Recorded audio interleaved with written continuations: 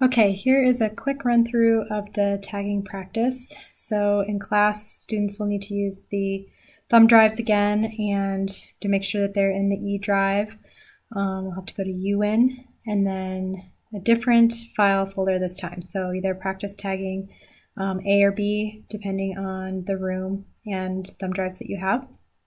And then each section should have a folder. So then go to that folder, and then there should be a database inside. Again, remember they need to use the lab computers that has 2016 access and is a PC. So the switchboard will open. In UWIN 1, we played with the view photos module, but now we're going to go to the ID photos. So when you open this up, it's going to ask to put your name in, and so students will have to put their name in, whoever has the computer in the pair of students. So we'll just call this tester 2. And even though this is shaded out, you can hit go, or you can just hit the enter button. And it'll say, do you want to add your name? So yes. And you'll have to fill in the rest of the form. Okay. So it'll automatically put in your first name and your last name, and then give you some initials. You can have students put, student as their role and their email if they want. I don't think it's not that necessary.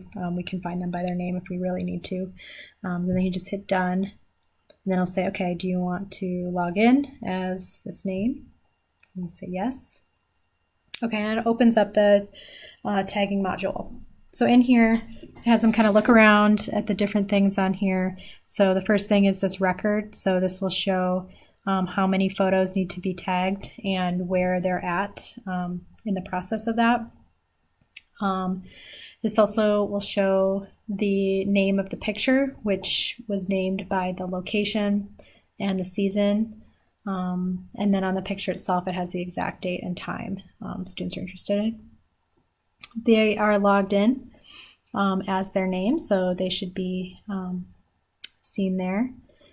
And then we have some different boxes here. So this is where the tagging happens. So they'll enter the species, the detail if necessary, how many individuals, and they can type in comments if they want, but they're not really filterable.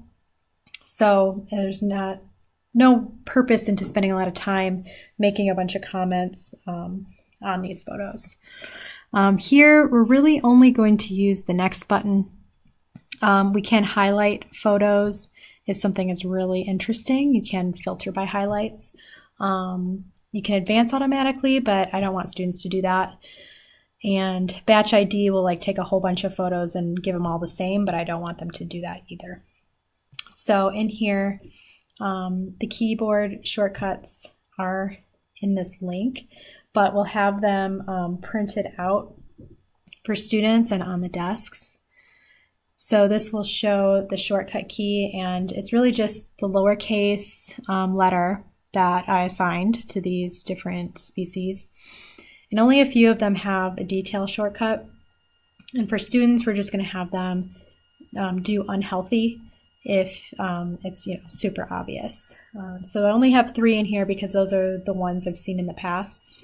When you get to stuff, you can add details to species, or you can add species to the list, but in the instructions I have students not doing that. If they do think they have a novel species, to have the TA come over and have multiple people agree that we need to add a new name to the list. We want to keep this list so we don't have a bunch of different species that say striped skunk versus skunk striped, and they're really the same species. So keep them in the list. One other thing, it's not really a bird study, but we are going to have them differentiate geese from other birds. So you can see in here all the birds are lumped together in one shortcut as Q, and then the geese have a separate shortcut. Again, detail is only for the unhealthy looking animals, and we're only going to count up to 9 individuals. Let me go back to this real quick and show the how to use the shortcuts. So if you don't click on anything and you hit the H, which is the shortcut for human. The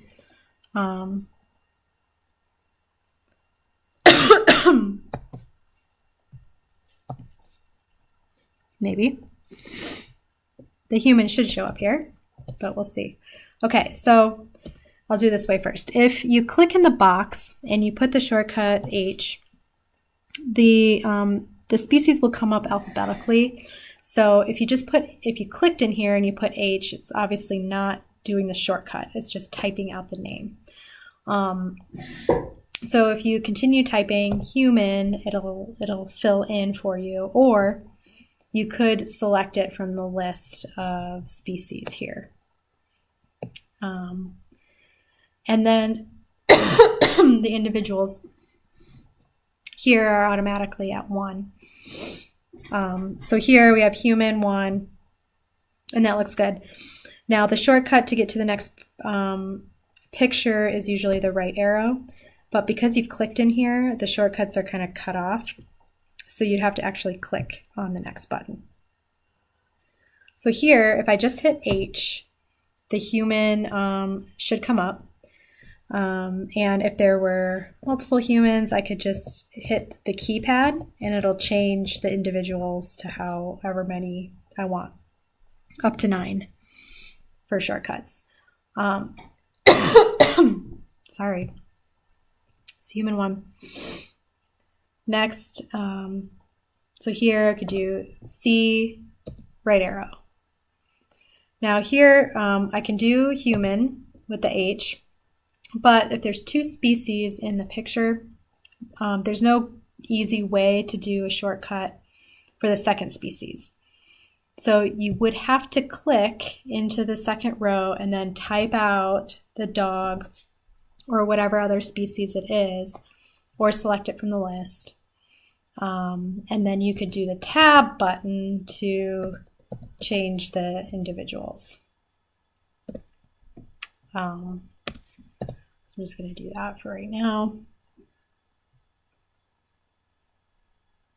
So having students like really kind of scan the photos around the edges so you can see, you can look for different species if they're hiding along the edges.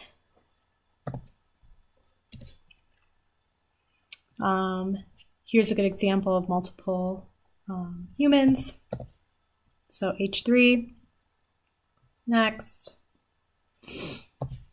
I'm just going to make some goofs here. H7. Next. One thing about the photos is that if it's really dark or hard to see, you can double click on them and it'll open up into whatever a computer has for a photo viewer. And you can edit it, zoom in, like like so. So for some pictures that are really dark, there might be stuff in there and you can only see them if you lighten them.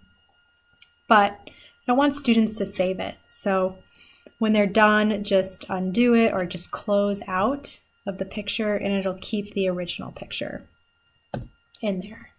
So squirrel, and then like here's a hidden squirrel, but I'm going to put empty and so forth. What else? If there is a species that was hard to find, like let's say there was a squirrel up here or whatever, you could drag a little box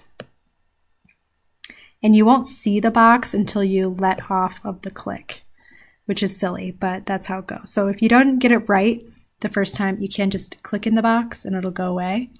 And you can click and drag again and try and get your box. And then we can say like squirrel.